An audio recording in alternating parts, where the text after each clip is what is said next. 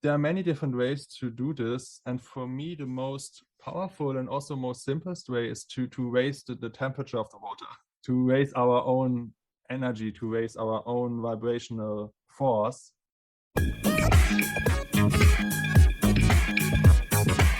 Hello, everyone. Welcome back to another episode of the Being Yourself Show, where world's renowned thought leaders, best-selling authors share their wisdom and insight with you so that you can achieve your goals and be more productive and a better version of yourself. If you're new to this channel, then do consider subscribing. I'm your host, Ajay Mathur, and my guest today is a musician and an author who is on a mission to help people managing the post-traumatic growth, creativity, and trying to become more productive. His book, Living with Heart, covers almost all aspects of one's life to make their life more happy, more fulfilling, and more blessed. So please welcome the author himself, Georg Stuby. Georg, welcome to the show. Thank you. It's a pleasure to be here. Thanks a lot. So first of all, my first question is your website has a lot of music in it. Your book has a lot of music in it. Mm-hmm. You are a musician. Why you wanted to become an author? Well, that's a really good question. So when I was younger, it was really clear that music is something I really, really want to do. I always, chose the instruments to learn that I also had kind of a vision to be on stage with or to play for other people. Was the piano, the guitar, and then I got more into DJing and electronic music. When I finished school, I didn't allow myself, I would say, to follow this way and to do it professionally. And I kind of more listened to my parents, coming from like an academic household. They are both doctors to study something serious and do all of this. And I was not really happy with this. And after I almost died in a very severe car accident at age 22, I told myself, well, from now on, I'm really doing what I love and what is important to me and what I want to do. And back then, that was still music. So I started to study sound engineering. I put most of my time and my money and my energy into music. A few years later, I also moved to Berlin to find out how I can make my life in a way, or like how I can do what I love as a full-time thing. I don't want to call it a job, but like as a full-time living, as a full-time being, as a full-time focus. And life had a few different plans for me, as I know now, and I got more into coaching and teaching other musicians first how to produce music and how to put their vision into reality. And three things were coming together back then, and one was having had a really, really powerful coaching experience where I got coached in music production, actually, and where I realized, wow, I just learned so much more than in all my studies before and in all the time that I spent learning those things by myself before.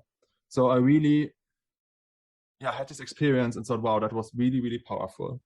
And at the same time, I remembered a moment of this car accident. And it was a moment in the hospital, in the intensive care unit, actually the night or like the day after the accident, so really shortly after that, just having this realization, this insight, this knowing that a big part of the second life opportunity will be about supporting other people. And in this moment, I just had the insight of, wow, coaching could be a way to support other people and to help other people with the things they are passionate about that make their heart sing. I also realized that I already had a lot of training in how to work with people because I was always interested in communication, in communicating better, and did like a lot of workshops and teaching and schooling around that. So that's how I kind of pivoted into coaching and just said, well, I'll give it a try. And I never stopped. And now I've been doing it full time for more than 5 years. And my focus also switched from music to that because I realized this is even more aligned with who I am and what I want to share. Mm-hmm. And this, now I'm actually coming to answer your question, how I came about writing a book. So yeah, after doing this for a few years, I realized that there are a few things that I'm talking about very often.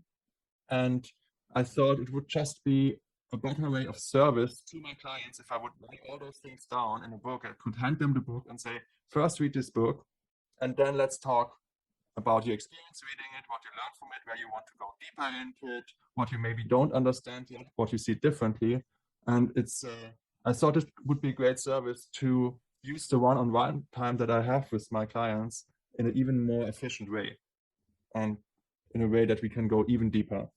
And that was the inspiration of the book, as a service to my clients. And now it's also open to everybody. So it's a service to all other people who are interested to live from their heart and to live from their art, because it's written in a way that you can read it as living from your heart or living from your art. I've read your book, almost 80% of it. Yeah. So I've only not read the last two sections, which is about relationship and business. What I liked about the book is that you've covered almost all aspects of one's life. That includes productivity, their self-reflection, and whatnot. And you have provided a lot of workable tools and workbooks and those kind of things. So those are really, really useful for the people who really struggle to implement the teaching that they listen from any motivational speaker. So that's my take on it. But I want to know from your point of view, there are plenty of self-help books available in the market today. When you wrote another one, what's different in it? Why should somebody go and check how to live with the heart, with art in caps? Yes. So yeah, you're right. There are many, many books out there and many audio tapes and many workshops. And I would say there's so much out there that it's impossible to listen to everything and to read everything. So there's definitely an abundance of approaches and knowledge. And I spent the last 12 years like studying a lot of those books, a lot of those audios, and also always implementing those things and trying those things for myself, what's working, what's not working, what is more helpful than other things. And what I realized is that there is a lot of great knowledge out there, and most of the times it's kind of splintered. So you need to read a little bit of that book and a little bit of that book and maybe some of that audio and follow this teacher a little bit more to or at least it was for me like this, to find like a combination of things that are really powerful together. And that was one other motivation of this book, to combine all of these things into one book so that somebody can read this one book and then go deeper into those things that he or she wants to go deeper in. And that's also why I'm always referencing where I learned certain things, to make this available to people to maybe follow this teacher, that the quote that I mentioned in my book is really resonating with them. I would say on the one hand, it's a great overview about a lot of things, and it's also a reflection on many things, because I think the self-help universe is amazing, and it also has to be consumed or reflected on with a little bit of distance and with a little bit of criticism, I would say. I recently read something by Michael Beckwith, and I thought this is a really, really great methodology. And he's talking about 4 levels of self-development, of spiritual growth. The first level is the victim mindset and like believing that everything is against us. The second stage is like the manifester mindset, where it's, we can actually have an influence on our life. We can manifest things. So it's like living from. The third stage is the channeling stage, where it's like more living through. So life is going through us. And the fourth stage is the conscious state, where we are one with the life energy, where we are one with consciousness. And I love this methodology a lot, because it shows that everything is right, partially, but that it's also important to open yourselves up wide to different methodologies and to different levels of being, of consciousness. And most of the self-help books are on level 2, on like, you make it happen, you go out there and you produce and you have an influence on your life, which is great. But for me, I have to say, when I was younger, that also led into first overestimating what I can influence. And second, to, you know, kind of beating myself up when things were not going as I imagined them, because then I would say, okay, it's my fault because I have the power to do anything. So why, when this was not working, it was my fault. So I used it as a way to beat myself up. And I saw a lot of people doing that over the time. And I saw a lot of seminars and workshops where this is happening. And I think that's also why I wrote the book in the way I wrote it. And starting with the first part about being, about consciousness, about already being enough as we are. And through a reflection on those things and through a reflection on what life is, what the universe is and how they are connected, coming to a place of happiness in the now and to inner peace right now. And then having a vision and to create this vision from already being and having enough, because that makes a huge difference. And I think that's a major difference to a lot of self-help books out there. Yeah. And as I said before, I mean, the things that you have covered is quite a lot in detail, and especially the workable tools add a lot of value to it. Now that you've touched upon getting influenced and about the Michael Beckwith work also, there's one question I wanted to ask you. Why do people look for influences outside? I mean, it's always like that, right? You're looking for to get some inspirations from somewhere, but we all know that we have our own stories, which is a lesson for others if you go and share, but we ignore it for ourselves, right? Why are we like this? Well, I mean, that I think there are many different levels to that and many different reasons depending on where we are in our life. I think the only way I can answer this question is to think of, or to answer it from my perspective and from my experience, because I only can talk about me and not about others. I would say back a few years ago, I was, you know, looking for somebody to tell me how life works in a way. Because I didn't learn that in school, for example. And I was looking for somebody who gives me this one blueprint of how it works and then just apply it and make the things happen that I imagined. Yeah, that I think that's how it was many years ago. I would say I was looking for that out of a need for safety, or for I would say out of need of safety, and just knowing, okay, when I do this and this way, nothing unexpected can happen in a way, and it will be a smooth journey. And that was a big reason why I was looking for answers from other people. What I learned in the meanwhile is that there's no one blueprint that applies for everybody in this life and in this world and at all times. I think there are certain principles behind many things, and it's great to learn more about these principles and then to have the openness to try things and to go through many tries and errors to find a way that's working for me in this case. But the way I do it now is that I read other books, that I read or listen to other teachers, to other people hearing their life experience, and then to reflect on it and to get quiet, in this quietness, find my own answers. And I think having my thinking sparked by listening, reading, watching other people is amazing. And to be really open and to hear their stories, I think is extremely valuable. And on the same time, I know that the answers are inside of me. And having this kind of co-creation between other people, between something that's way bigger than all of us, and my own soul, my own being, is something that I really enjoy doing and living from. I think the big change again is to not live from a lack of knowing, from a lack of being, from a lack of having, and not to follow other people in order to fill that lack, because that's not possible. I do understand. And when you said that, listen to others' stories and sit back in silence. In silence, yeah. And reflect on how you can relate that to your life, and then help yourselves and get some inspiration within yourself. Because the reason I ask this question is, it's a lot of stories that you listen online, and the people will say, "Oh, I was in deep shit, and something happened like this, and then I learned from it, and then I was a different person." And when I look at my life, well, that has fortunately never had been the case in my life. I was always a fortunate, lucky person. So I don't have those deep experiences to learn from, right? And I sometimes think like, well, there is no that powerful message that I can give to the world. Whereas some people like, I mean, you talk about anybody like Tony Robbins and those guys, and even Vishen Lakhiani, and he talks about, you know, the amount of money he had, and he was like a rock bottom.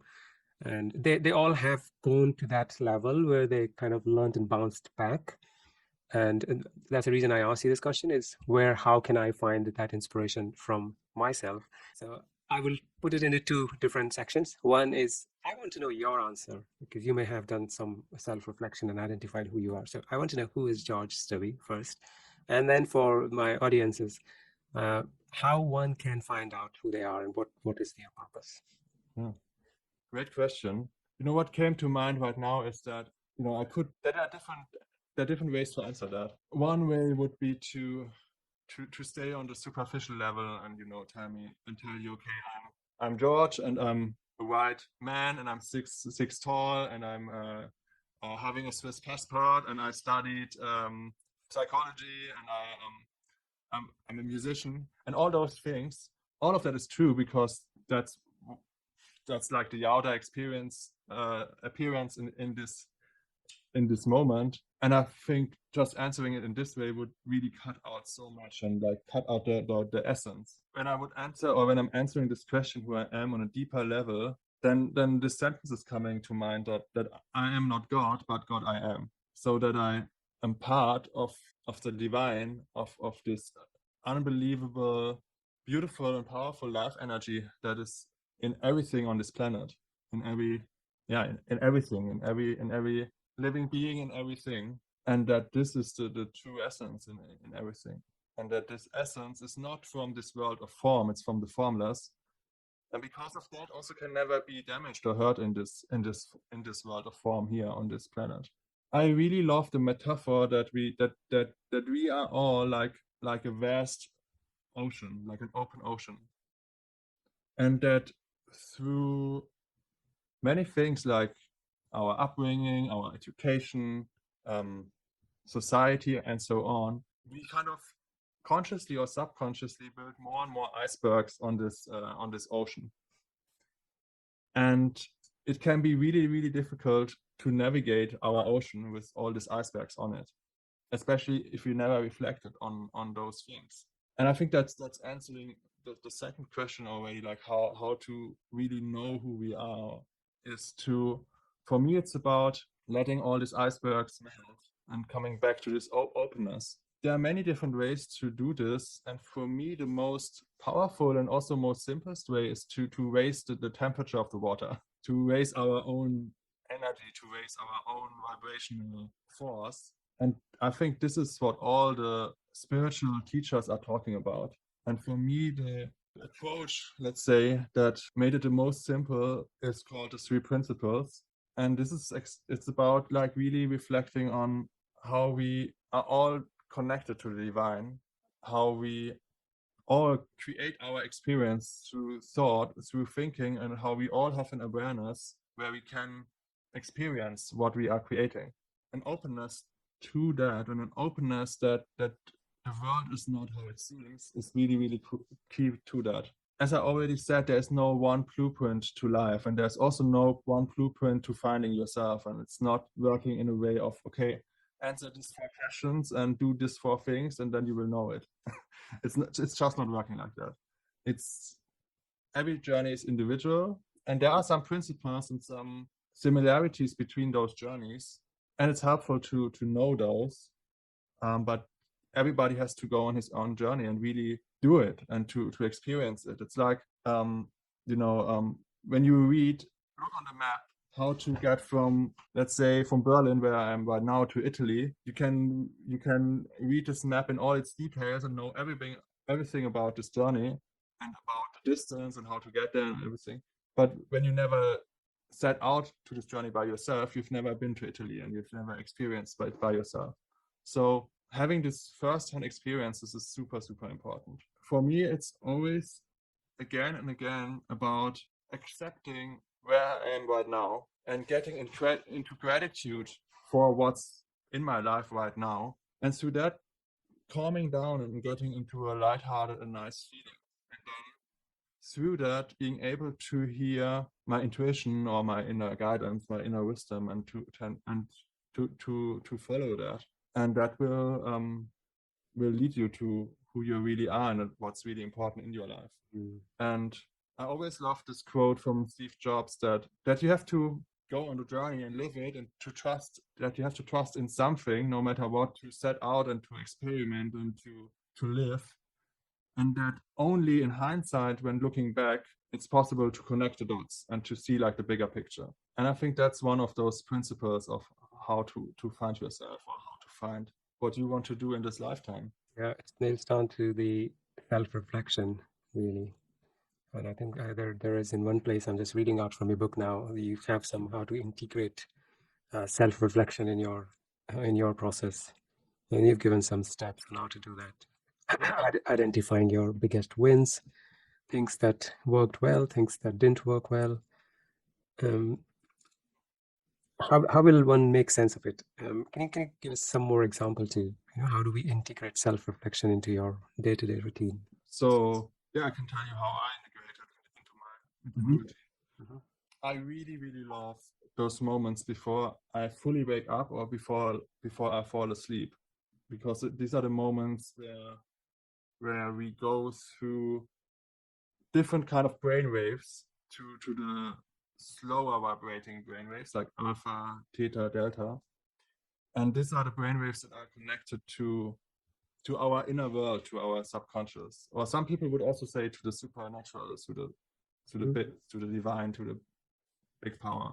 And for me, taking my time to consciously go into this brain waves, into the states, is a really wonderful thing to do, because in these states, I can just feel that my mind gets really wide and open, and that I, for example, can ask questions that I'm looking at, where I'm looking for the answer, or where I can just think about certain things that happened during this day, and to almost start dreaming about it, but still being conscious. So utilizing this power of those states before I wake up, before I go to sleep, is one thing of introspection that I really love to do. For me, journaling is really powerful, and to answer a few questions, just writing down the answers every morning, is something that proved to be really useful for me. And I love, for example, to answer the question like, what is great in my life, what I'm grateful for, what am I great at, what would make this day great, what do I want to let come, what do I want to let go, or how do I want to create myself today, how do I want to create the world today. And I love using this iPad here, and I just have a sheet with those questions empty that I can like use as a blank slate every morning, and then fill out write down some things that come to these questions. And with this, also setting an intention for the day. I really love that. And also to meditate a little bit, to not write it down in a rush, but to breathe and to become present and to see what's coming up in this moment. And I love to do the same thing in the evening and think about what miracles happened today and why it was a wonderful day. So these are things that I'm doing on a daily basis. And now it's the 1st of April, so the start for a new quarter. And I love to also reflect on a quarterly basis, on a little bit bigger picture, and think about, for example, what are the things that happened or that I did that I'm the most proud of? Where did I learn the most? Where did I grow the most? What things didn't work yet, and what could I try to make it work? What do I want to try to make it work? What could be like the 5 biggest steps that bring me closer to my vision for this quarter? And I also do this on a yearly basis, and then I can like break it down. So these are some of the routines and habits that I do. And something that I really, really love and can really recommend is this framework of the 3 most important questions by Vishen Lakhiani. MIQs. Some of your listeners might already know that. Yeah. And I did this a few years ago, and I have it here on my door, and I love to look at it and to just think about, okay, how is that going? And is this still relevant? Is there something new coming up? Do I have any inspiration right now how I could move forward on those things, and how to let things come to my life that resonate with those things that I've written down here. And this is also something I really love to do with my clients, like to start really open and broad and kind of dreaming about what would happen in my life if anything would be possible, and if all this icebergs that I mentioned before wouldn't be there anymore, and if I would be like an open blank slate of paper where I can draw whatever I want to draw on, and then to bring it back to the first step and to reflect on that. And yeah, I really believe that we are coming from the formless, from a bigger energy than we can see here on this planet, and that we are here on this planet. Or in other words, I really like this quote of that we are all spiritual beings having a human experience. And for me, it's not about spending this experience in my ashram my whole day life long and meditating. For me, it's to use my whole being to make a positive difference on this world. And that's why I also love to use this kind of coaching, project management tools to get really specific, and to use this self-reflection process to actually bring things into existence. Yeah, thank you. And I'm glad that you touched upon the journaling part of it. But first of all, for the people who are not aware of the 3 MIQ's most important questions about Vishen, they are about what kind of experiences one wants to see in their life, and how do they want to grow. So the second question is about growth, and the third one is about contribution, to what kind of contributions they are making into the society. So just to give an idea. Thank you for summing that up. That's great. That's all right. So yeah, in the journaling part, you spoke about, okay, I do write, what am I great about? What did I do great yesterday, or what did I accomplish yesterday? How do you calm down when you're writing these things in your journal? How do you calm down your self-doubt, a person who is talking in your brain all the time? It's like, okay, I'm great at something. And then you'll say, oh, really? Are you really great at something? Have you seen the world around you? There are millions of people better than you. And then when you say, oh, I achieved this thing, did you really do it to the quality you should have done it? So how do you calm that kind of, monstrous voice that is happening behind you down? That's my one question. And another question is about you, and about you go into theta, alpha, and delta is sleep. So anybody can go in delta, really. But theta and alpha is the one that people struggle with. I would like to know from your experience, which meditation you do, and which you kind of recommend other people, which takes you quickly to theta or delta state. So 2 questions. One is about how to calm down your self-doubt monster mind, and the second one is which meditation do you do? Yeah. Sorry for a long question. That's all good. And yeah, again, really important questions. Yeah, I mean, I was definitely an expert in overthinking and in beating myself up and having a lot of self-doubts and being jealous on other people who seem to be getting what I wanted, and all those things that most of us do innocently. And that's something I really want to focus, like innocently, because yeah, we most of the times don't learn it in a different way through parents or schooling. And I'm really thankful that we are now living in a time where alternatives to self-doubt and to self-criticism and to living in despair are available to more and more people. And also I'm really thankful for people like you who do those podcasts to bring those alternatives to the world and to other people. And again, I can answer this question on multiple levels. And one level would be the level of tools and the level of fighting against symptoms in a way with those tools. And from my experience, it's really worthwhile to go to deeper levels than that.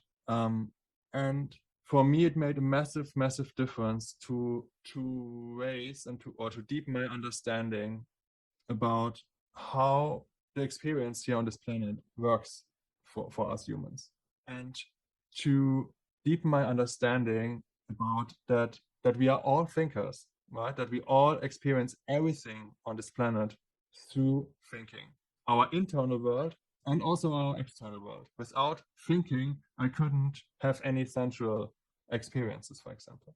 So we are all thinkers, and we all have an awareness where we can experience what we think, right? And we all are part of this life energy that I already talked about.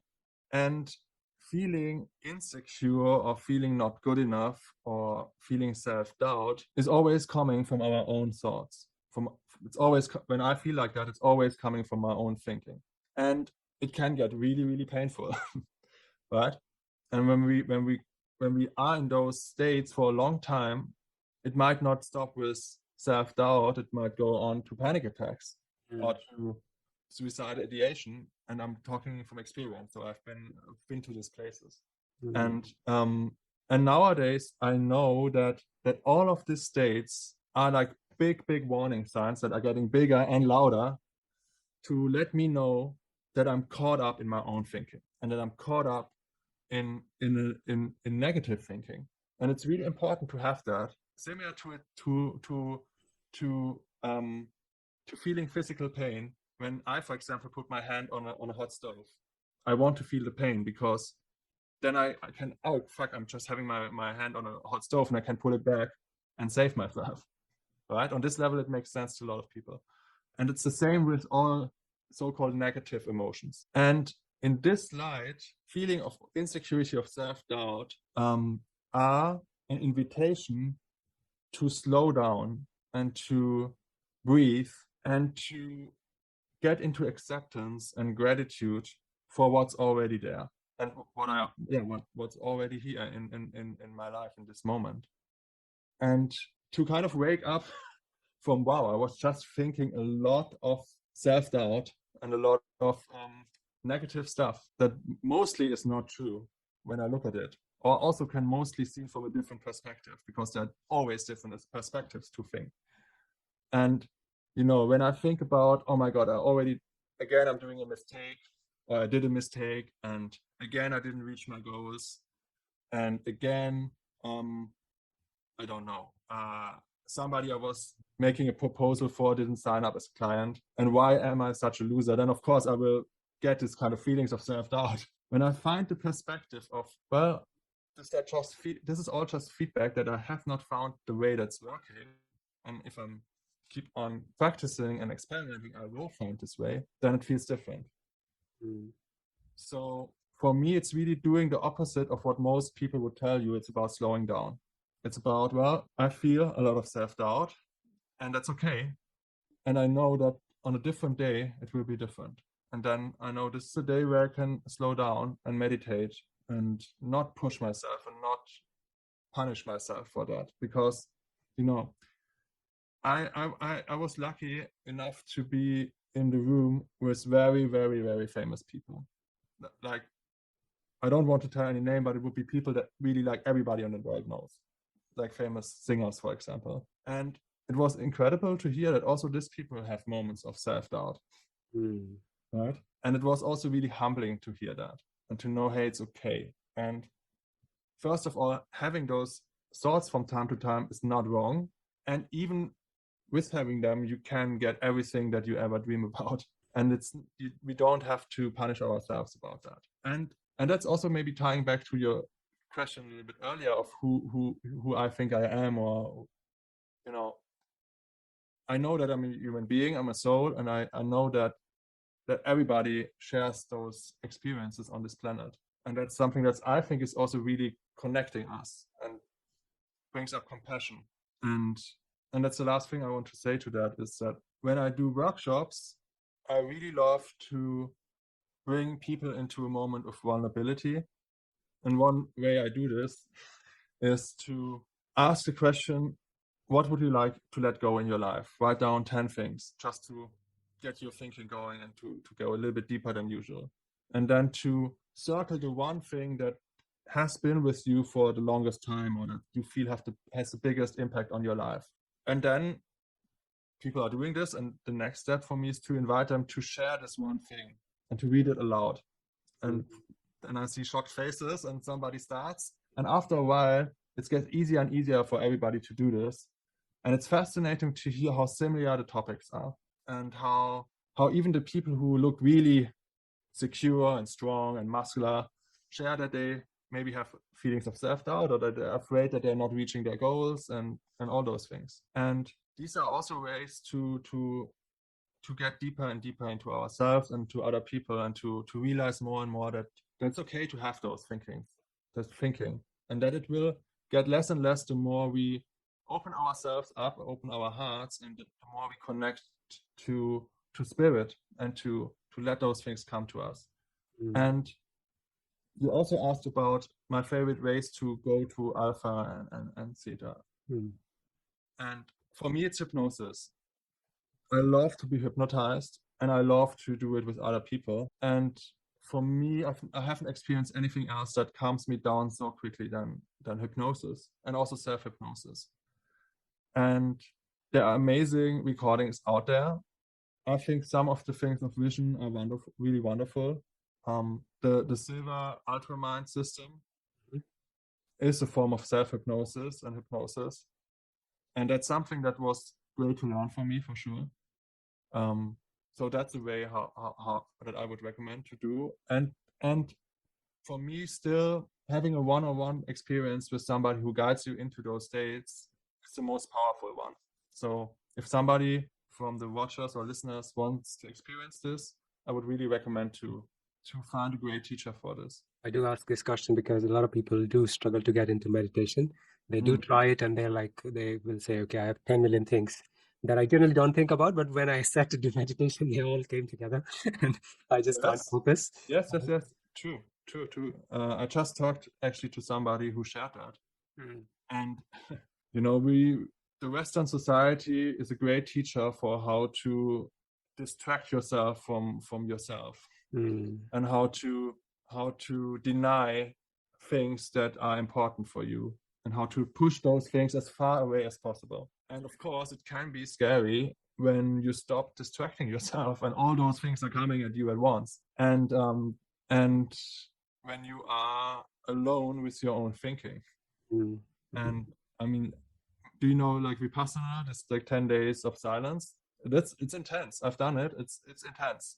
And it's really, really beautiful if you're open enough to just experience it and to take it as a step of getting closer to our own essence and to let all this icebergs melt. And it can be frightening to admit that you spent many years of your life not doing what's important to you. And I love this book, The 5 Regrets of the Dying, from Brownie Bear.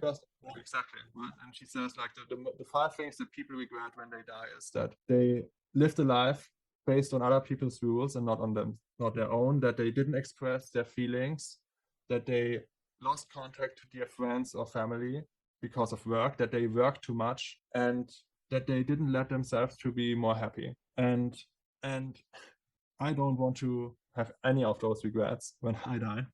I'm clear about that. And I think it's better to go now to some moments of despair and some moments of regret maybe, and to let all of this die before I really die. And that's a quote by Eckhart Tolle, that it's important to die before you die. We die. Power of now. Yeah. And this way I'm really, really grateful to have had this near-death experience when I was 22. And also to have psychedelics experience when I was around this age and had this realization of, oh my God, everything I experienced in this world was not completely true. And everything that I heard from society was also not completely true. And yeah, I think that's why for some people it's difficult to meditate, because a lot of those things are coming up. On the other hand, I know that for most people, hypnosis is easier because it's more guided, it's more gentle, more tangible. You can tangible, and you don't have to do anything. You can just really lay down and listen, and you don't have to think about, am I thinking too much or not? You can just enjoy. And so something I'm doing is combining hypnosis with live ambient music that I create with like guitars and synthesizers. And most of the times I'm doing it together with my dear friend Sophie. And yeah, I had people coming to me afterwards and telling me that for the first time they could see themselves from an outside perspective and they could grasp what their own soul is. So I know that this is really, really powerful stuff. And if anybody of the listeners or watchers wants to experience this, I'm very happy if you reach out to me. And I'm also very happy to give you references to other people. Yeah, I'll put all your links down in the description. And awesome. This answer was actually power packed. You spoke about a lot of things. Spoke about vulnerability, distractions, and distractions. Vulnerability. When you were talking about, people come and share with your things. There is one experience that I would like to share. So let's say there are in a group of 50 people, and you ask them to start sharing things, and the first person will share Their vulnerability, and never being able to say this word. Vulnerability. Okay. So the first person comes, tells you about some details. The second person feels more comfortable because of the previous one actually told about that. So he will be more. So he'll tell you a little bit more. And then as and when you go, the last person will open himself or herself out completely because they've gone into so much of comfort zone by seeing, everybody is more or less in the same boat. It's not just me who so far had been thinking that I'm the only one who's suffering. But I think, yeah, that's something that I have seen. Right. Yeah. Other than that, distractions, and there's something I'm kind of starting to focus on this channel also to talk about productivity. And you, fortunately, do have a section about that as well in the book, which is great. Thank you. It's one of the things that we struggle with more than we have ever before, especially because of the so much of technology, so many new distractions, even on the computer. Right now, I'm telling you, I've put my phone on airplane mode, and exited from so many apps on my laptop, but I still keep having something popping from the side. So there are so many distractions, and the reason I'm talking about it is I wanted to ask you, because you have put a very good 6-stage visualization method, and I want to kind of customize that to have a productive day. So if you can put some more light onto this, the method that you talk about is about having clarity and about having positive vibration, physical and mental relaxation, and you talk also about sexual energy and then visualization. So I think that's a kind of 6 tools, if I remember correctly. I want you to please, if you can, put some more light onto how somebody can use to be more productive these kind of visualization. So in a nutshell, in a nutshell, I'm asking you to tell me a tool to be more productive. Yeah, as you already said and shared, there are so many levels about this, and and you already said one level is to take the time to turn off all the notifications of all the apps on your computer and on your phone, which I am a heavy believer in. I have really no notification that no app that sends me notifications because I know how dreadful it is. And I think it's really important to make this step to use the technology and not to let the technology use us, because it's just designed in that way. And I think it's a great metaphor also to take the time and energy in our life to close all this, let's say, applications and notifications in our lives that are distracting us. And for me, it's really, really, again, connected to getting more quiet in our minds, in our brains. And I can give you one example. So I decided a year ago that I really would love to do a master's in psychology, to put everything that I'm doing on an even bigger ground and to go even more deep in certain topics that I'm interested in. And this is the first time I'm studying again since like 5 or 6 years of being self-employed. And I have to say, it brought back a lot of memories about the school and about my bachelor's, and a lot of things that I didn't enjoy.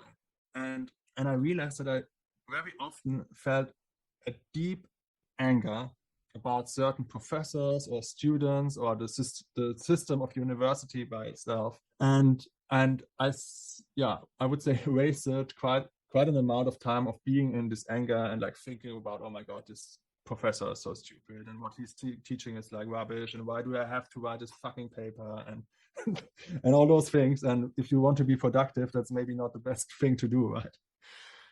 And I got more quiet and asked myself the question, what is this about? What am I missing here? What can't I see yet? What can I learn in this moment? Because I believe that it's always about us, in terms of that we are not angry about somebody else, that we are angry about ourselves, but that we use this other person as a projection.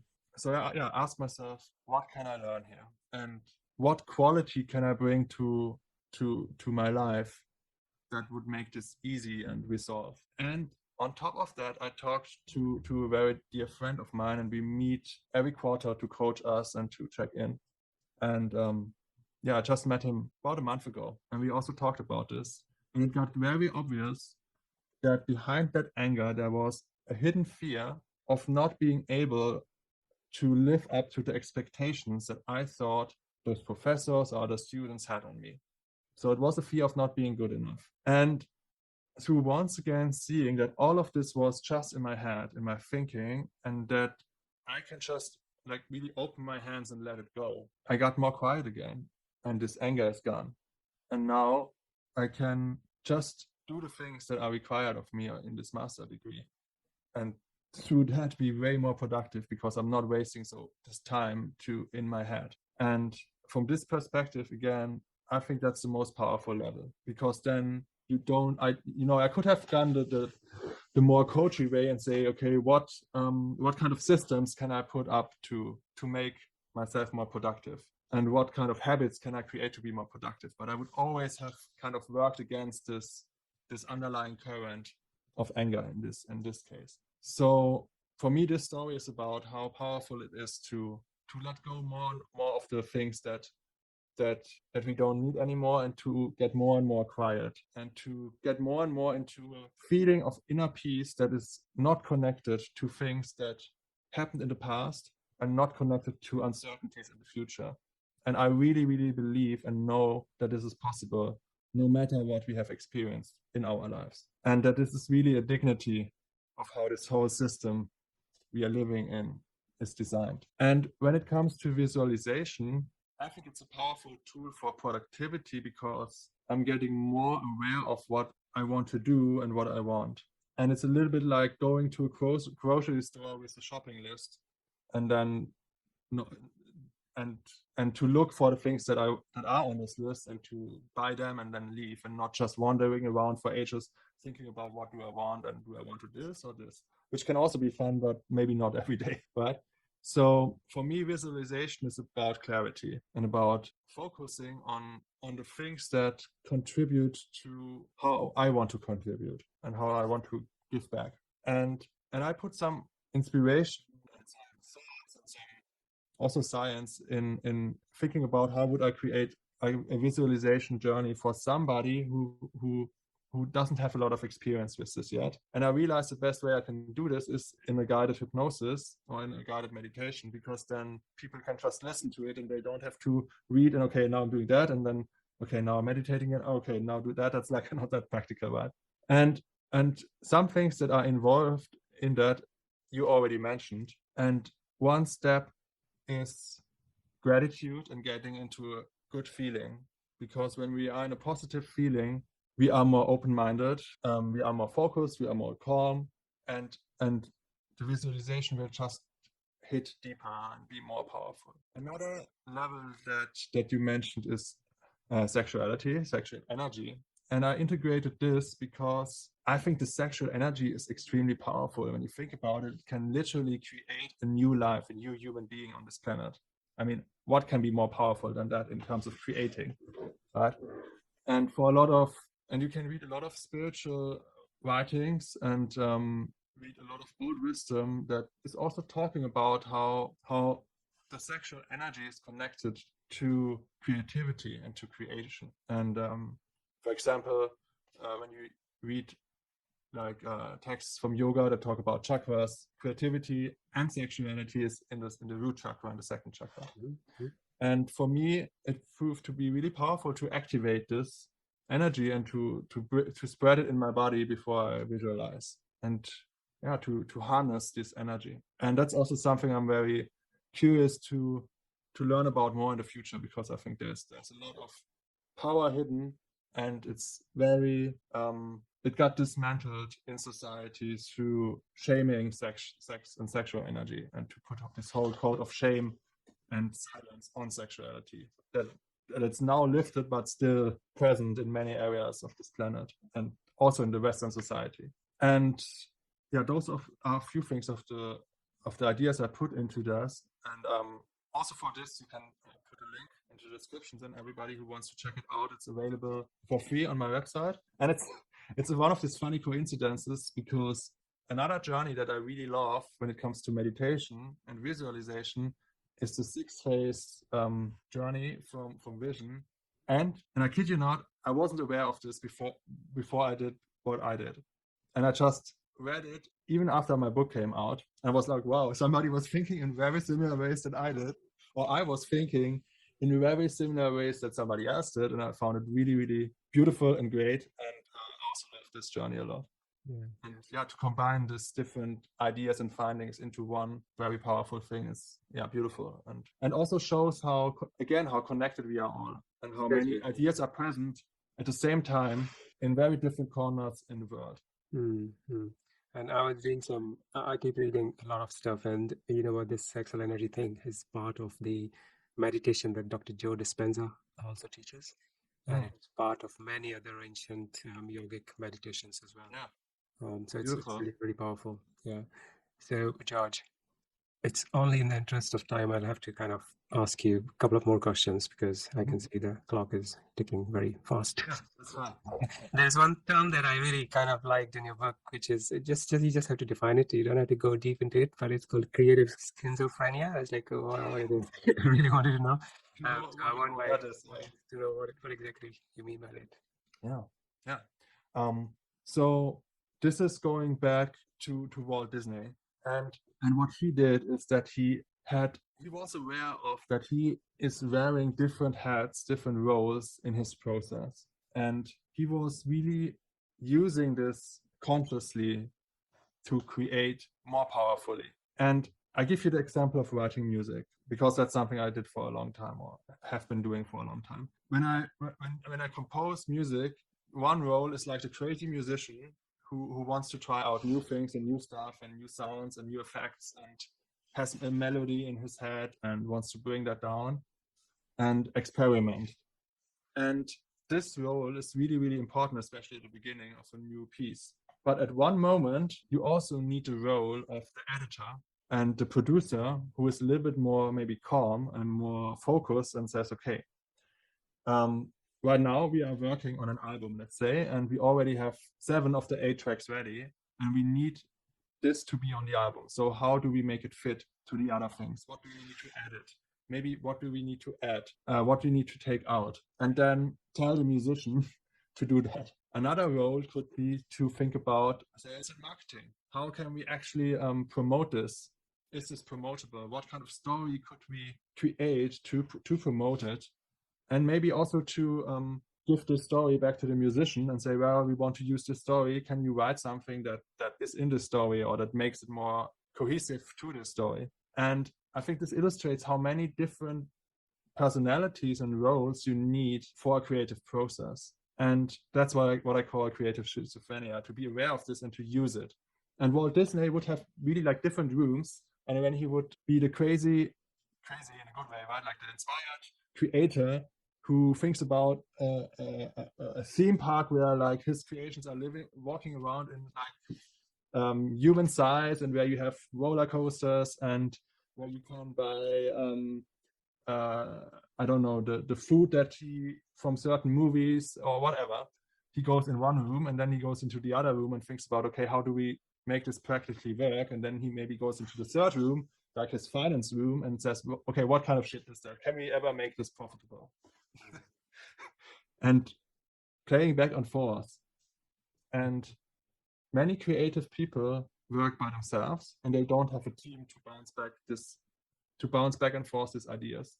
So I think it's great to learn to do this by yourself, and it's necessary to learn this, because I would say one kind of character trait of the crazy musician, of the inventor, is also maybe to not wanting to be so vulnerable and releasing it, and to publish it to other people, because he might be scared that they judge it and that they judge his or her baby. And then it's great to kind of change the role and to have this part of yourself in a way. Right, that's interesting. So it's good to be creative schizophrenic. If you do it deliberately and you use it in a way that it's serving you, I think it's a very fun thing to do. My last question that I ask all my guests, which is, what are the top 3 skills according to you that schools are not teaching, but you need them? Yeah. I would say the top one is to teach, to show that we all have a guide inside, that we all have inner guidance that we can rely on and that we can trust on. And just that would change so many lives. and makes so much things more easy. So that's also why I think that's the number one that's missing, and that would be really powerful to teach. The second one, I would say, ties into that, and is that it's important and beautiful to follow our calling and to follow what we want to do and what we see for ourselves, even so everybody else thinks we are like nuts and we should stick to the rule book and study and have a job or whatever, and really let all of that go and encourage young students, young humans to follow what is really important to them. And number three, well, the thing that just came to mind is to be joyful and to enjoy life and to share this joy with others, and to know that the more we share, the more we have, and that having close relationships and experiences with other people where we express love is one of the most beautiful things that we can enjoy in this life, and to create space and energy to do that, and to through all of those three things actually to slow down, and to slow down to speed up, as one of my mentors, Rich Litvin, likes to say. Slow down to speed up. That's really good. And thank you very much for sharing that, George. Really appreciate it. And I think I would encourage everybody to have a look at your work, your book, especially. So, but yeah, thank you very much to put it all together and kind of create a book which anybody can go and read. So thanks a lot, and thank you very much for your time. Thank you so much. It took almost Pleasure to be with you. Yeah. And guys, if you're looking to know more about George's work, then I will put all the links down here. And if you've got some value from this interview, then do not forget to hit the subscribe button so you get notification to all my future videos. And I will see you again with amazing guests. Until then, you take care and keep learning.